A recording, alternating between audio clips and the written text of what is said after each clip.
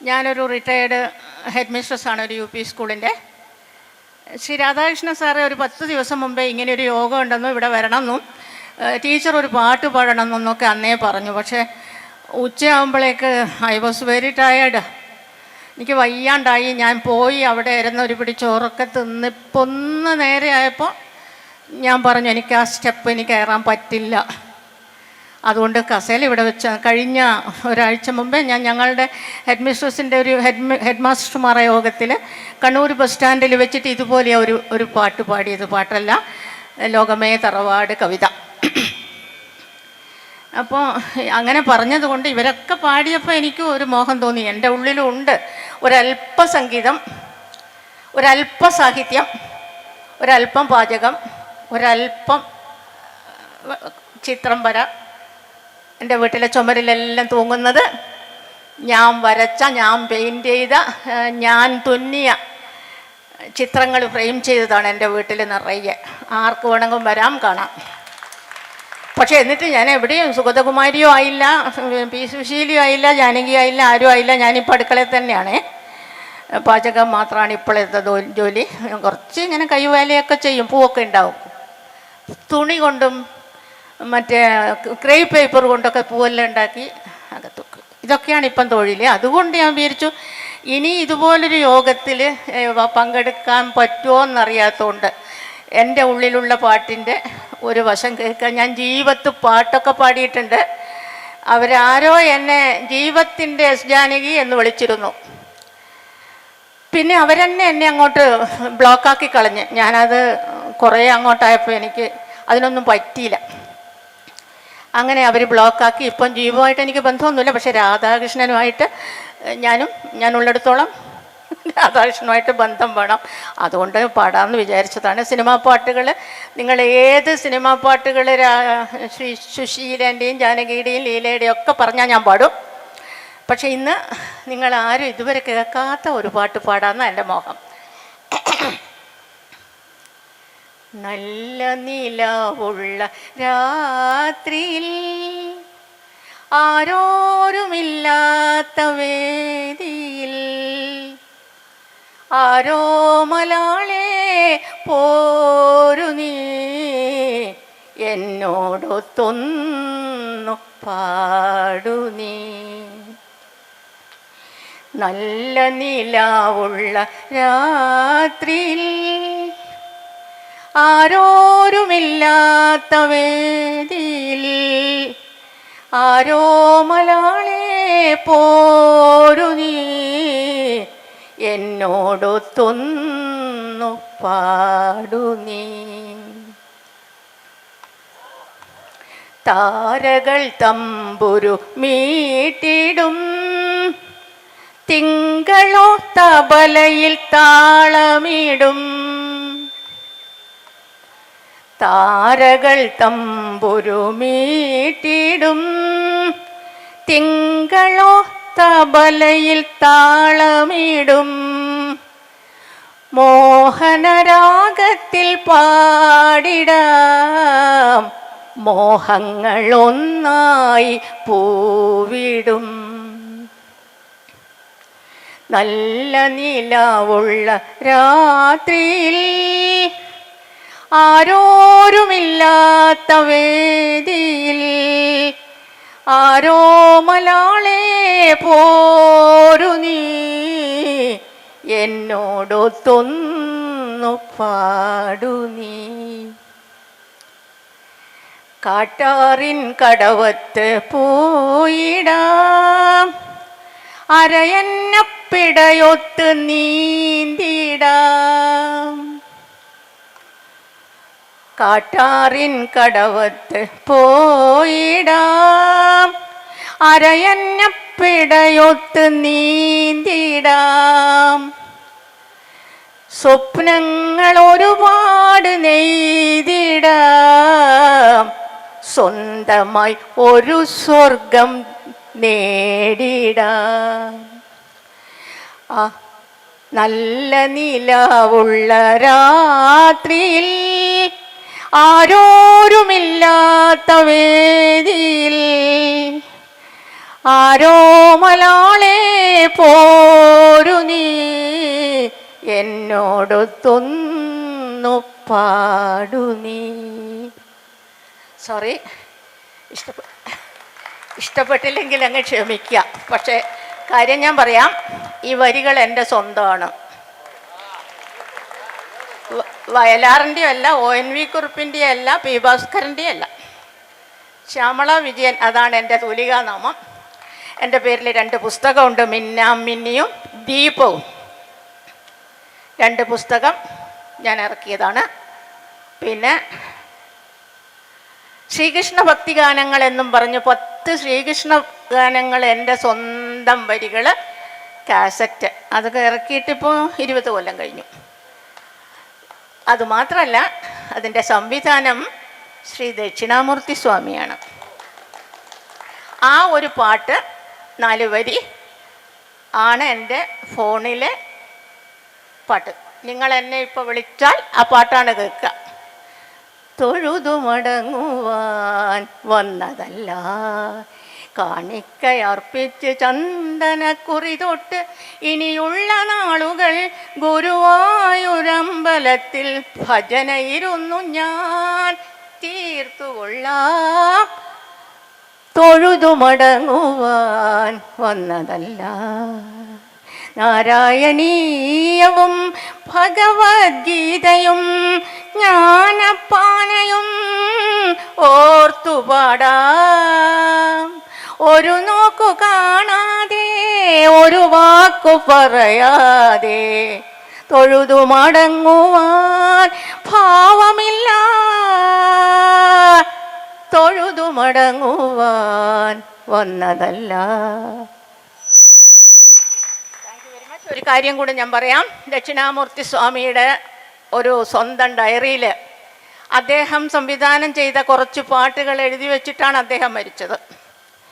ആ കൂട്ടത്തിൽ ഏറ്റവും പ്രധാനപ്പെട്ട ഒരു പാട്ട് ഇതാണ്, തൊഴുതു മടങ്ങുവാൻ വന്നതല്ല.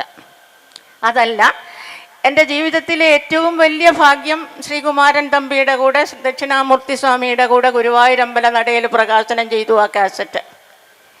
ഇദ്ദേഹം സ്വാമി മരിക്കുന്നതിന് മുൻപ് സ്വാമി നമ്മളെ ടി വിയിലൊരു അഭിമുഖത്തിൽ പങ്കെടുത്ത സമയത്ത് അഭിമുഖം നടത്തിയ ആളോട്, അയാളൊരു പ്രശസ്തനായ ആളാണ്, പക്ഷെ എനിക്കിപ്പോൾ പേര് മറന്നുപോയി, അദ്ദേഹത്തോട് ഇയാൾ പറഞ്ഞതാണ്, അത് ഞാനും എൻ്റെ ഭർത്താവും വീട്ടിൽ ടി വിൻ്റെ മുമ്പിൽ ഇരുന്ന് കണ്ട ഒരു രംഗം. അന്ന് തന്നെ എൻ്റെ ജീവിതം ധന്യമായി. ഇനി അതിൻ്റെ അപ്പുറം ജീവിക്കണം എന്നൊന്നും അന്നേ മോഹമില്ല. എന്നാലും ഇങ്ങനെ കാല് വയ്യാഞ്ഞിട്ടും ഇങ്ങനെ പോണ്ടെടുത്ത് പോകുക. രാധാകൃഷ്ണ സാറിൻ്റെ നിർബന്ധം കൊണ്ട് ഇന്നിവിടെ പാടാൻ കഴിഞ്ഞതിൽ എനിക്ക് വളരെ സന്തോഷമുണ്ട്. ഏത് സിനിമാ പാട്ട് നിങ്ങൾ പറഞ്ഞാലും ഞാനിപ്പോൾ പാടും. നമ്മളാരും അറിഞ്ഞില്ല, ഇപ്പം തന്നെ ആരോ നമ്മളോട് പറഞ്ഞിട്ടാണ് ഇങ്ങനെ ടീച്ചറിനെ വിളിക്കണം, പാട്ട് പാടാൻ അറിയും എന്നൊക്കെ പറഞ്ഞിട്ടാണ് ടീച്ചറെ വിളിക്കാൻ വൈകിയതിൽ ഒരുപാട് ക്ഷമ ചോദിക്കുന്നു. കാരണം ഞങ്ങൾ അറിയാത്തത് കൊണ്ടാണ്. തീർച്ചയായിട്ടും ടീച്ചറുടെ ഒരുപാട് ഗുണഗണങ്ങളൊന്നും ഞങ്ങൾക്കാർക്കും ഇല്ല. ടീച്ചർക്ക് തന്നെയാണ് ആ കഴിവുകളൊക്കെ ഉള്ളത്, ദൈവം വാരിക്കോരി തന്നത്. അതിനൊരുപാട് ടീച്ചറിനോട് നന്ദി പറയുന്നു. ടീച്ചറിന് എല്ലാവിധ ആശംസകളും. ടീച്ചറിൻ്റെ ഒരു അനുഗ്രഹം വേണം, ഒരു അനുഗ്രഹം. എൻ്റെ മോനല്ലേ മിഥുൻ ജയരാജൻ, എൻ്റെ ചേച്ചിയുടെ മോളെ മോനാണ്. ആരാണ്? എൻ്റെ ചേച്ചിയുടെ മോളെ മോനാണ് മിഥുൻ ജയരാജ്. എൻ്റെ വീട്ടിലെ എൻ്റെ 9 സഹോദരങ്ങളും നന്നായി പാടും. മക്കളും മക്കളുമായിട്ട് 4ാമത്തെ തലമുറയുണ്ട്. ഇപ്പോൾ 4ാമത്തെ തലമുറയും പാടും. ആ കൂട്ടത്തിൽ ഞാൻ നിങ്ങളാരും വിശ്വസിക്കാത്ത ഒരു കാര്യം പറയാം. പിന്നെ എന്നെപ്പറ്റി വെള്ളച്ചാലിലെ കഴിഞ്ഞ ആഴ്ച ഒരു മീറ്റിംഗ് ഉണ്ടായിരുന്നു. അതിൽ എന്നെപ്പറ്റി അയാൾ എഴുതിയിട്ടുണ്ട്, കലാപാരമ്പര്യമുള്ള കുടുംബമാണെന്നും ഇങ്ങനെയാണെന്നൊക്കെ എഴുതിയിട്ടുണ്ട്. എൻ്റെ കലാപാരമ്പര്യം നിങ്ങൾ വിശ്വസിക്കൂല കേട്ടോ. ഇവിടെ 100 ആളുണ്ടെങ്കിൽ ഒരാളും വിശ്വസിക്കൂല. എൻ്റെ അമ്മ ശ്രീനാരായണ ഗുരുസ്വാമിയുടെ വീട്ടിലെ ഒരംഗമാണ്. എൻ്റെ അമ്മ, എൻ്റെ സ്വന്തം അമ്മ. ഞാൻ അവിടുത്തെ പേരക്കുട്ടിയാണ്. എൻ്റെ അമ്മയുടെ നേരെ കസിനാണ്, അമ്മയുടെ അച്ഛൻ്റെ നേരെ കസിനാണ് ശ്രീനാരായണ ഗുരു. അവർ രണ്ടാളും ഒരു വീട്ടിലുള്ളതായിരുന്നു.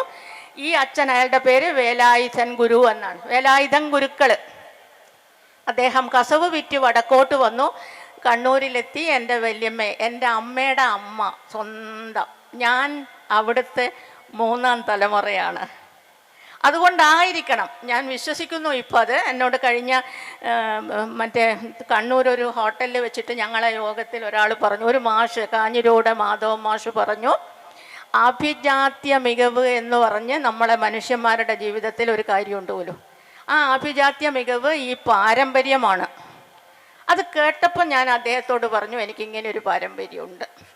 അതുകൊണ്ടായിരിക്കണം എൻ്റെ വീട്ടിൽ എല്ലാവരും പാടും, ഡാൻസുകാരുണ്ട്, ചിത്രം വരയിൽ അതിസമർത്ഥരുണ്ട്. എനിക്ക് 2 ആൺമക്കളാണ്, 2ആളും നന്നായി പാടും, 2ആളും നന്നായി വരക്കും. വരച്ചിട്ട് ഒരുപാട് പ്രൈസ് കണ്ണൂരിൽ നിന്ന് വാങ്ങിയിട്ടുണ്ട്. ഇപ്പം എൻ്റെ മൂത്ത മോൻ ഗൾഫിൽ, അവൻ അവിടെ ഒരു വലിയ പ്രാസംഗികനാണ്. നിങ്ങളെപ്പോഴും ഫേസ്ബുക്ക് എടുത്താൽ ജിതേഷ് വിജയൻ്റെ വാക്കുകൾ കാണാം. മക്കൾ 2ആളും ആൺമക്കൾ 2ആളും നന്നായി പാടും, കരോക്കെ ഇട്ടിട്ടും പാടും. പക്ഷേ ഞാൻ ഇതുവരെ കരോക്കെ ഇട്ട് എനിക്ക് പാടാൻ കഴിയില്ല, കാരണം ഹൈ പിച്ചിൽ എനിക്ക് കിട്ടൂല. പിന്നൊരു കാര്യം, ഞാൻ സരിഗമ പദനിസ പഠിച്ചിട്ടില്ല, ഇതെൻ്റെ സ്വന്തം. അതല്ല, ശ്രീനാരായണ ഗുരുസ്വാമിനെ കുറിച്ച് പറയുമ്പോൾ എല്ലാവരും അദ്ദേഹത്തിൻ്റെ പടം കണ്ടിട്ടുണ്ട്. ആർക്കും നാരായണ ഗുരുസ്വാമി ആരാന്ന് അറിയില്ല. ഞാൻ കേട്ട ഒരു കാര്യം ശരിയാവണോ എന്ന് അന്വേഷിക്കാൻ വേണ്ടിയാണ് ഞാൻ പറഞ്ഞത്.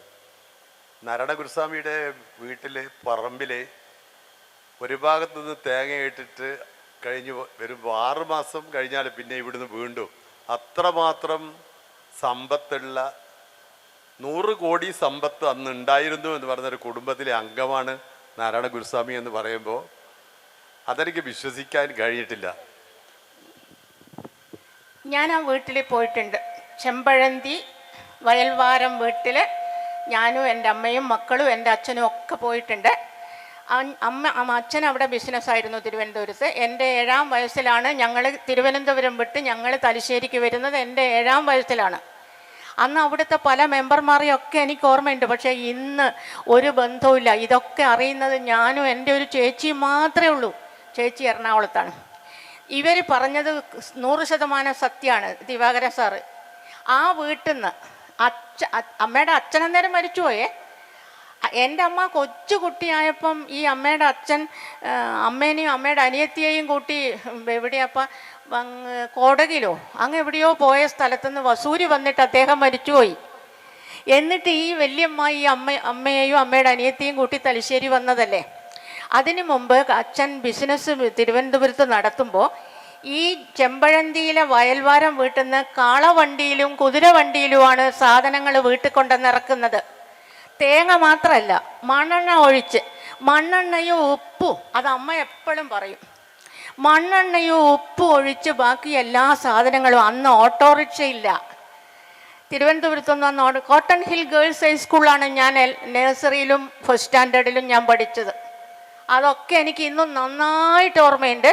ഇവർ കാളവണ്ടിയിലും മറ്റേ വണ്ടിയില്ലേ പരീക്ഷ വലിക്കുന്ന, കാളയല്ലാതെ കുതിരയൊക്കെ വലിക്കുന്ന റിക്ഷ വണ്ടി, ആ വണ്ടിയിൽ തേങ്ങ, വെളിച്ചെണ്ണ, ഉള്ള പച്ചക്കറി അത്രയും, അരി 3 വിധം, നെല്ല് തരയ്ക്ക അരി വേറെ, നെല്ല് കുത്തി അരി വേറെ, പച്ചരി വേറെ, ഉള്ള പച്ചക്കറികൾ അത്രയും ഇവർ കൊണ്ടുവന്ന്. ഞങ്ങൾ നിൽക്കുന്ന വീടും മുറ്റത്ത് അച്ഛന് കമ്പനിയാണ്, ബനിയൻ കമ്പനി നിൽക്കുന്ന ഈ വലിയ വീട്ടിൽ അകന്നിറച്ചു ഇവർ കൊണ്ടുവന്നിടുന്ന സാധനങ്ങൾ എനിക്ക് ഇന്നും ഓർമ്മയുണ്ട്. മാത്രമല്ല, എൻ്റെ വീട്ടിൽ അന്ന് 3 പണിക്കാർ അടുക്കളയിലും 3 പണിക്കാർ പുറത്തും. പശുവിനെ നോക്കാൻ ഒരാൾ, പച്ചക്കറി നോക്കാൻ ഒരാൾ, അകത്ത് അരക്കാനും ഇതാക്കാനും. ഗ്രൈൻഡറും മിക്സിയൊന്നും ഇല്ലല്ലോ, പൈപ്പ് വെള്ളമുണ്ട്, അതെനിക്ക് ഓർമ്മയുണ്ട്. അവിടെ അന്നും പൈപ്പ്, പുറത്തൊക്കെ പൈപ്പുണ്ട്, ഒരുപാട് പച്ചക്കറി. ഇതൊക്കെ ഉള്ള ഒരു കാലത്ത് ശ്രീനാരായണ ഗുരു ആരാന്നൊന്നും അന്ന് ഞങ്ങൾക്കറിയില്ലല്ലോ. ഞങ്ങൾ ഇങ്ങ് തലശ്ശേരി എത്തിക്കഴിഞ്ഞിട്ടല്ലേ ഞങ്ങൾ ശ്രീനാരായണ ഗുരുവിനെ പറ്റി ഇത്രയും അറിയുന്നത്. ഈ വേലായുധം ഗുരുക്കൾ എന്ന് പറഞ്ഞാൽ നല്ല ഗായകനാണ്. അദ്ദേഹം പഠിപ്പിച്ചു തലശ്ശേരിയിൽ. എൻ്റെ വീട്ടിൻ്റെ ചുറ്റും, എൻ്റെ വീട് കിലേരി ഹൗസ്, അതും ഒരു പണ്ടാരോ പറഞ്ഞ പോലെ എല്ലാവരും അറിയുന്ന ഒരു വീടാണ്. കിലേരി ഹൗസിൻ്റെ ചുറ്റിലും കുറേ ആളുകളെ ഈ അച്ചാച്ചൻ, ഈ വേലായുധം ഗുരുക്കൾ പാട്ട് പഠിപ്പിച്ചിട്ടുണ്ട്. ഞാനേ ഉള്ളൂ കേട്ടോ ആ വീട്ടിൽ പാട്ട് പഠിക്കാത്ത. ഇപ്പോഴത്തെ കുട്ടികളെല്ലാം ഈ മിഥുൻ ജയരാജ് ചേച്ചിയുടെ മോളെ കുട്ടിയാണ്. അവനെ ദക്ഷിണാമൂർത്തിയാണ് പഠിപ്പിച്ചത്. ദക്ഷിണാമൂർത്തി ചേച്ചിയുടെ വീട്ടിൽ കായലോട് വന്ന് നിന്നിട്ടാണ് അവനെ പഠിപ്പിച്ചത്. ഇപ്പോൾ അവൻ സിനിമയിൽ പാടുന്നു. അവൻ പിന്നെ ഇതിലെ അല്ല പാട്ടുകൾ ഡയറക്റ്റ് ചെയ്യുന്നു, ഗാനമേള നടത്തുന്നു. ഇപ്പം അടുത്ത 9-ാം തീയതി തൃശ്ശൂർ എൻ്റെ വീട്ടിലൊരു കല്യാണമുണ്ട്. ആ കല്യാണ തലേന്ന് മിഥുൻ്റെ ഗാനമേളയുണ്ട്. ഇതാണ് ഞങ്ങളുടെ കുടുംബം. അതുകൊണ്ട് ഇദ്ദേഹം പറഞ്ഞത് കളവില്ല. ഞാൻ പറഞ്ഞത് വേണമെങ്കിൽ വിശ്വസിച്ചാൽ മതി. ഞാനിപ്പോൾ ശ്രീനാരായണ ഗുരുവിൻ്റെ അടുത്തും പോകുന്നില്ല, അദ്ദേഹം ഇങ്ങോട്ടും വരുന്നില്ല. ഞാൻ അങ്ങ് സ്വർഗത്ത് പോയാലാറ്റം ചോദിക്കാം ഇതെല്ലാം ഉള്ളതാണോ എന്ന്. അന്നേരം അതല്ലേ പറ്റും, മറ്റു വേറൊന്നും കഴിയില്ല. ആരും വിശ്വസിക്കുകയും വേണ്ട.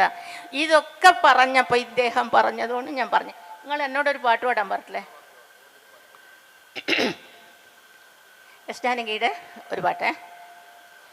നിദ്ര തന്നീരാഴി നീന്തി കടന്നപ്പോൾ സ്വപ്നത്തിൻ കളിയോടം കിട്ടി, കളിയോടം മെല്ലെ തുഴഞ്ഞു ഞാൻ മറ്റാരും കാണാത്ത കരയിൽ ചെന്നെത്തി, കാണാത്ത കരയിൽ ചെന്നെത്തി. വെള്ളാരം കല്ലു പെറുക്കി ഞാൻ അന്നൊരു വെണ്ണക്കൽ കൊട്ടാരം കെട്ടി, വെള്ളാരം കല്ലു പെറുക്കി ഞാൻ അന്നൊരു വെണ്ണക്കൽ കൊട്ടാരം കെട്ടി. 7 നിലയുള്ള വെൺമാടക്കെട്ടിൽ ഞാൻ വേഴാമ്പൽ പോലെ ഇരുന്നു, രാജകുമാരനെ കാണാൻ. ഏതോ മരച്ചോട്ടിൽ വേണു വായിക്കുമൻ രാജകുമാരനെ കാണാൻ, വേഴാമ്പൽ പോലെ ഇരുന്നു.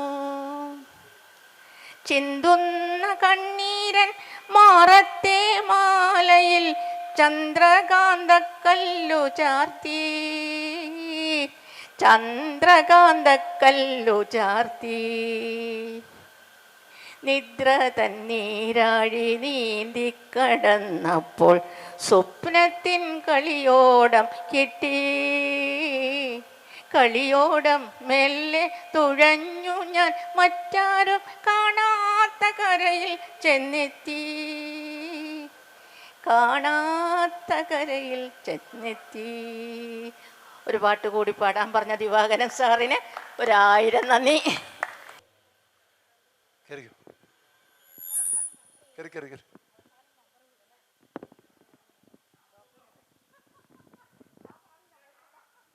Let it go on. In between, I want to thank our Bashir Ka. Where is he? Yeah. Yes. So give him a very good hand for giving us sponsored dates for us. It was really very tasty one. Handful of dates being given to all the teachers, and we are really very thankful to you, sir, for being with us and giving so. That is the special of that. So it is very tasty also. Thank you very much. But he had a mind to bring for us, right, at the correct time. So we all tasted it. Don't take one. Take Yeah. more. He didn't allow anybody to take one. Handful to be taken or bag full to be taken. So once again, let me take the privilege of thanking him from the bottom of the heart, behalf of the entire school community. Some of the teachers are leaving the school premises. As tomorrow's, we have a very big event, sports event to take place. That is 15th and 16th in Mangattuparamba, University Ground, synthetic track, out of 87 school. We are the one hosting tomorrow's Sahodya Complex Sports Meet. So we'll welcome all of you to join us over there. So morning 6 o'clock, everybody have to reach here, and 2 days task is there for us. So let us hope we will do our best in our sports event. Thank you all very much for giving me this time and hankering done by me. I hope I have done my best. Thank you all very much. School ഔപചാരികമായി ഉദ്ഘാടനം ചെയ്ത ശ്രീ ശ്രീ ദക്ഷിണാമൂർത്തി സ്വാമികളുടെ ഒന്നിച്ച് പാടാനും ഒക്കെ സാധിച്ച മിഥുൻ്റെ അമ്മ ഇവിടെ വന്നപ്പോൾ നമുക്ക് ആർക്കും അവർ തിരിച്ചറിയാൻ കഴിഞ്ഞില്ല. ഒരു വീട്ടിൽ 9 പേരും പാട്ടുകാരാണ് എന്ന അറിവ്. ഭർത്താവും ചില്ലറക്കാരനല്ല. വിജയേട്ടൻ ഒരുപാട് കവിതകൾ എഴുതിയിട്ടുണ്ട്. അദ്ദേഹവും ഒരു 4 വരി കവിത പാടിയിട്ട് അവർക്ക് കൂടി ഒരു ആദരവ് നൽകി അവരെ യാത്രയേക്കാം. കാറ് ബാക്കിൽ വന്നിട്ടുണ്ട്, നടക്കാനൊക്കെ വിഷമാണ്. എന്തായാലും ഇങ്ങനെ ഒരു ദക്ഷിണാമൂർത്തിയാണ് ഇത് ഉദ്ഘാടനം ചെയ്തത്. അപ്പോൾ അവിടെ തന്നെ ദക്ഷിണാമൂർത്തിയുടെ ഒരു കുടുംബം ഇവിടെ എത്തിയെന്ന് പറയുമ്പോൾ അവരെ ആദരിക്കുന്നത് നമ്മുടെ നാട്ടുകാരനും Kannur police superintendent economics and offence വിങ്ങിൻ്റെ പ്രദീപ് കുമാറാണ്. പ്രദീപ് കുമാറിനെ ഞാൻ ക്ഷണിക്കുന്നു. കുറവിൻ്റെ കാരണം കൊണ്ട് പല അബദ്ധങ്ങളും വന്നു തരാറുണ്ട്. അതുകൊണ്ട് ഞാൻ ഇങ്ങനെയുള്ള പരിപാടികളിൽ പങ്കെടുക്കുന്നതല്ലാതെ പ്രസംഗിക്കാനോ ഇതിനൊന്നും ഇപ്പോൾ പോകാറില്ല. എന്നാലും ഞാൻ ഒരുപാട് കവിതകൾ എഴുതിയിട്ടുണ്ടായിരുന്നു. പണ്ട് ദേശമിത്രം എന്ന് പറയുന്ന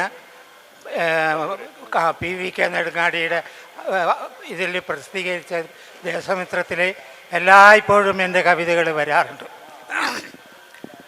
അങ്ങനെ വന്ന കവിതയിൽ ഒരിക്കലും എന്നെ ഞാൻ പരീക്ഷ എഴുതിക്കൊണ്ടിരിക്കുമ്പോൾ പഠിപ്പിക്കുന്ന മാഷ് എന്നോട് ചോദിച്ചു, വിജയൻ്റെ വീട്ടിലെന്താ കോഴിയില്ലേ എന്ന്. ഞാൻ ചോദിച്ചു, എന്താ സാർ അങ്ങനെ പറയുന്നു? അന്നേരം ആ ഇതിൽ മാസികയിൽ വന്ന് എൻ്റെ കവിത പാടി. എന്താ കവിത എന്നറിയോ? നേരം പുലർച്ചയായപ്പോൾ അങ്ങേ വീട്ടിലെ കോഴി കരഞ്ഞോ, അപ്പുറത്തുള്ള തേന്മാവിൽ നിന്ന് കോകിലം പാട്ടു തുടങ്ങി, കാക്ക തൊട്ടുള്ള ഖഗങ്ങൾ പിന്നെ കൂടുവിട്ടെങ്ങോ പറന്നു. അങ്ങനെയുള്ള വരികളാണ്. അപ്പോൾ അങ്ങേ വീട്ടിലെ കോഴി കരഞ്ഞു എന്ന് പറഞ്ഞപ്പോഴാണ് എന്നെ പഠിപ്പിക്കുന്ന മാഷി ചോദിച്ച, വിജയൻ്റെ വീട്ടിലെന്താ കോഴിയില്ലേന്ന്. അത് എനിക്കൊരു കോഴി.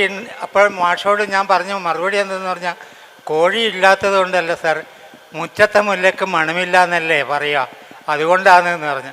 അന്നേരം എൻ്റെ ചുമലിങ്ങനെ അടിച്ചിട്ട് പറഞ്ഞു, മിടുക്കൻ. കർമ്മമെല്ലാം ഒടുങ്ങിയൻ ദേഹമീ മണ്ണിൽ വീഴുന്ന നേരത്തു മാധവ, മൃത്യുഭീതി അകറ്റുവാനെന്നുടെ കൺമുനകളാലൊന്നെന്നെ നോക്കണേ. മെല്ലെ മെല്ലെ അടയുന്ന കൺകളിൽ നിന്റെ മോഹനരൂപം തെളിയണേ. ശൂന്യമാകുന്ന കാതുകൾ എന്നുടെ നാമമന്ത്രങ്ങൾ കേട്ടറിഞ്ഞിടണേ. മെല്ലെ മെല്ലെ അടയുന്ന കൺകളിൽ നിന്റെ മോഹനരൂപം തെളിയണേ. കാൽത്തളകൾ കിലുക്കിയൻ പാതയിൽ കൂട്ടിനായെൻ്റെ കൂടെ നടക്കണേ. തെറ്റുകൾ പൊറുത്തെന്നുടെ പ്രാണനെ നിന്റെ പാതാരവൃന്ദത്തിൽ ചേർക്കണേ. കൃഷ്ണ കൃഷ്ണ മുകുന്ദ ജനാർദ്ദന, എൻ്റെ ഓർമ്മകൾ നീ മാത്രമാകണേ. കൃഷ്ണ ഗോവിന്ദ നാരായണ ഹരേ, നിന്നിൽ ഞാനലിഞ്ഞൊന്നായി മാറണേ. അച്യുതാനന്ദ ഗോവിന്ദ മാധവ, നിന്നിൽ ചേർന്നു ഞാനില്ലാതെയാവണേ. അച്യുതാനന്ദ ഗോവിന്ദ മാധവ, നിന്നിൽ ചേർന്നു ഞാൻ ഇല്ലാതെയാവണേ. നിന്നിൽ ചേർന്നു ഞാൻ ഇല്ലാതെയാവണേ. നിന്നിൽ ചേർന്നു ഞാൻ ഇല്ലാതെയാവണേ. കൃഷ്ണ ഹരി ഗുരുവായൂരപ്പ. നമ്മൾ എല്ലാം കറക്റ്റാണ്.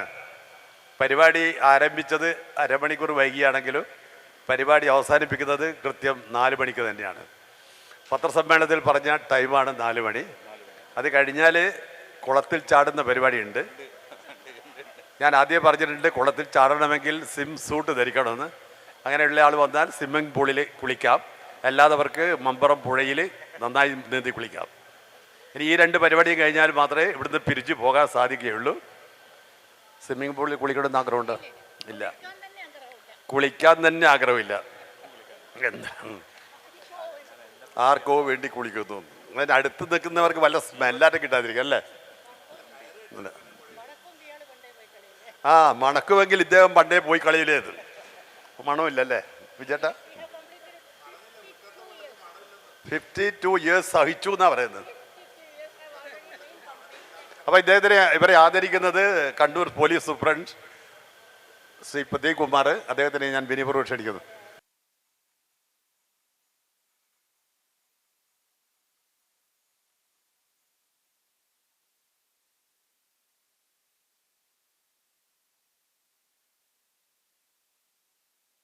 വന്നതിന് ശേഷം മാത്രം ഞാൻ പാട്ട് പാടിച്ചിട്ടില്ല. ഈ പ്രസാദ് സാറ്, വേണുഗോപാൽ സാറ്, പിന്നെ പ്രകാശൻ ഗാന്ധി ഇങ്ങനെയുള്ള ഈ ടീം അങ്ങനെ അവരുടെ കൂട്ടായ്മയിൽ ചേർന്നതിന് ശേഷം മാത്രമാണ് ഞാൻ മൈക്ക് പിടിച്ചിട്ട് പാട്ട് പാടുന്നത്. അതൊന്നും നിങ്ങളുടെ അറിയുന്നത്. ഞാൻ 1 കൊല്ലമായി ഈ കൂട്ടായ്മയുള്ളതാണ്. എനിക്ക് 76 വയസ്സായി. ബൈപ്പാസ് കഴിഞ്ഞതാണ്. അപ്പോൾ എൻ്റെ മക്കളാണ് എന്നെ തള്ളി വിട്ടത്. സാറിന് നന്നായിട്ട് സാറിന് പറയണ്ടേ, മുതലക്കുളത്തിലിപ്പം തള്ളി വിട്ടെന്ന് പറഞ്ഞ മാതിരി എൻ്റെ മോള് എന്നെ തള്ളി വെറുതെ ഇരിക്കരുത് അച്ഛൻ, വെറുതെ ഇരുന്നാൽ വെറുതെ ആവും, പ്രസാദ് സാറിൻ്റെ കൂട്ടായ്മയിൽ ചേരണം എന്ന് പറഞ്ഞ് തള്ളി വിട്ടതാണ്. അങ്ങനെ അതിലിപ്പോൾ ഞാൻ സാറ്റിസ്ഫൈഡ് ആണ്. ഞാൻ വളരെയധികം സന്തോഷം. കാരണം നമ്മുടെ ഈ കൂട്ടായ്മ ഒരു ലോകത്തിനും കിട്ടുന്നതല്ല, ഒരു ലോകത്തിനും കിട്ടില്ല, ഒരു കൂട്ടായ്മയിൽ കിട്ടും. പക്ഷേ എനിക്ക് ദുഃഖം എന്താണെന്ന് വെച്ചാൽ പ്രസാദ് സാർ ഇപ്പോൾ ഇവിടുന്ന് പോലെ കാസർഗോഡ് പോലെ തിരുവനന്തപുരം വരെ ഓടി നടക്കുന്നുണ്ട്. പക്ഷെ എന്നിട്ട് ഇന്നത്തെ കൂട്ടായ്മയിലെ ഒരു 40 വയസ്സിന് താഴെയുള്ള ഏതെങ്കിലും ഒരു കുട്ടി ഇവിടുന്ന് കൈപൊട്ടി കാണിച്ചു. അതായത് എനിക്ക് വലിയ സങ്കടമാണ്. കാരണം ഇന്നത്തെ 40 വയസ്സിന് താഴെ 30 വയസ്സ് 22 വയസ്സായപ്പോൾ കുട്ടികളെല്ലാം പിന്നെ അറ്റാക്ക് വന്ന് മരിക്കുന്നത്. അതെല്ലാം സാർ എത്ര പറയുന്നത്, എത്ര നന്നായിട്ട് നമ്മുടെ ശരീരം എന്താണെന്ന് ഏറ്റവും കൂടുതൽ പഠിപ്പിച്ചെന്ന ഒരു ഗുരുനാഥനാണ് ഇപ്പോൾ മുമ്പിലിരിക്കുന്നത്. വയസ്സുകൊണ്ട് എങ്ങനെ ആയി കഴിഞ്ഞാലും ശരി. കാരണം നമുക്ക് ഒരിക്കലും കിട്ടാത്ത അറിവാണ് നമുക്ക് കിട്ടിയിരിക്കുന്നത്. എന്നെ സംബന്ധിച്ച് ഞാൻ പോയിരിക്കാറുണ്ട്. എനിക്ക് ഷുഗർ ഇല്ല. അല്ല അതുകൊണ്ടല്ല, കാരണം പഠിക്കണം എന്നില്ല മോഹം കൊണ്ട്. മനുഷ്യൻ എന്താണെന്ന് പഠിക്കണം. കാരണം മനുഷ്യന്റെ ശരീരത്തിൽ എന്താണുണ്ട്, എങ്ങനെയാണ് ഈ ബ്ലഡ് സർക്കുലേഷൻ, എങ്ങനെയാണ് ഈ ഹാർട്ട് പമ്പ് ചെയ്യുന്നത്, എന്തുകൊണ്ട് പമ്പ് ചെയ്യുന്നത്, 1ാം നിലയിൽ നിന്ന് എങ്ങനെ 3ാം നിലയിലേക്ക് എത്തുന്നത്, എന്തുകൊണ്ട് ഹാർട്ട് അറ്റാക്ക് വരുന്നത്, എന്തുകൊണ്ടാണ് ഇതൊക്കെ സംഭവിക്കുന്നത് മനസ്സിലാക്കാൻ പറ്റി. ആ മനസ്സിലാക്കിയത് ഒരുപാട് നന്ദിയുണ്ട് സാറെ. കാണിച്ചാൽ ഇത് എന്നും നിലനിൽക്കണമെന്നില്ല മോഹം എൻ്റെ പോലത്തെ ആൾക്കുള്ളത്. അത് ഉണ്ടായിരിക്കട്ടെ. കാരണം ഈ കൂട്ടായ്മയിൽ പറഞ്ഞിട്ടുണ്ടെങ്കിൽ അത് തെറ്റാണ്. ഞാൻ എവിടെ പോയാലും ഞാൻ പറയാറുണ്ട്, ആത്മാർത്ഥമായിട്ട് പറയാറുണ്ട്. പക്ഷെ ആരും ഇങ്ങോട്ട് മുന്നോട്ട് വരുന്നില്ല. ഒരു ദുഃഖം മാത്രമേ എനിക്കുള്ളൂ. അത് മേലിലത് തിരുത്തണം എന്നുള്ളത് ഇന്നത്തെ സമൂഹം വരില്ല എന്ന് ഈ മൊബൈലിന്റെ യുഗവും ഇലക്ട്രോണിക് യുഗം വന്നു അന്ന് നശിച്ചിരിക്കുന്നു. കൂട്ടുകൂടായ്മ അതല്ലോ, അത് ഒന്ന് പറഞ്ഞേ ശരിയാവില്ല. അതുകൊണ്ടാണ്. ഓക്കെ, താങ്ക് യു എല്ലാവർക്കും. എനിക്ക് തോന്നുന്നു ആണുങ്ങളിൽ ഞാനും സിജു ആയിരിക്കും ഇവിടെ ഏറ്റവും പ്രായം കുറഞ്ഞാണ്. പക്ഷെ മനസ്സുകൊണ്ട് ഏറ്റവും പ്രായമുള്ളവരും ഞാനാണെന്ന് തോന്നുന്നു. പ്രായമുള്ള മനസ്സുകൊണ്ട് ഏറ്റവും കൂടുതൽ പ്രായമുള്ളതാണ്, പക്വത കൊണ്ടല്ല. കാരണം നല്ല ആരോഗ്യമാണ് നല്ല ജീവിതത്തിൻ്റെ ലക്ഷണം. 87 വയസ്സുള്ള വിജയമാഷ് എൻ്റെ അടുത്ത ഭാഗത്തും 73 വയസ്സുള്ള ദിവാരേട്ടൻ്റെ ഇടയിൽ എനിക്ക് നിൽക്കുമ്പോൾ ഒരു ചമ്മലുണ്ട്. കാരണം ഞാനും എപ്പോഴും ഇങ്ങനെയൊക്കെ വിചാരിക്കാറില്ല. കുറേ മുമ്പൊക്കെ അത്യാവശ്യം യോഗയും അങ്ങനെയുള്ള കുറച്ച് കാര്യങ്ങളിലൊക്കെ ഇൻവോൾവ് ആയിരുന്നു. പക്ഷേ കുറച്ച് ട്രാൻസ്ഫറുകളെല്ലാം വന്നതിന് ശേഷം അതിലങ്ങോട്ട് കൂടുതൽ ഇൻവോൾവ് ആവാൻ സാധിച്ചില്ല. പിന്നീട് പല സമയത്തും ഈ പ്രസാദ് ഡോക്ടറുടെ ഒക്കെ ഞാൻ കണ്ടു.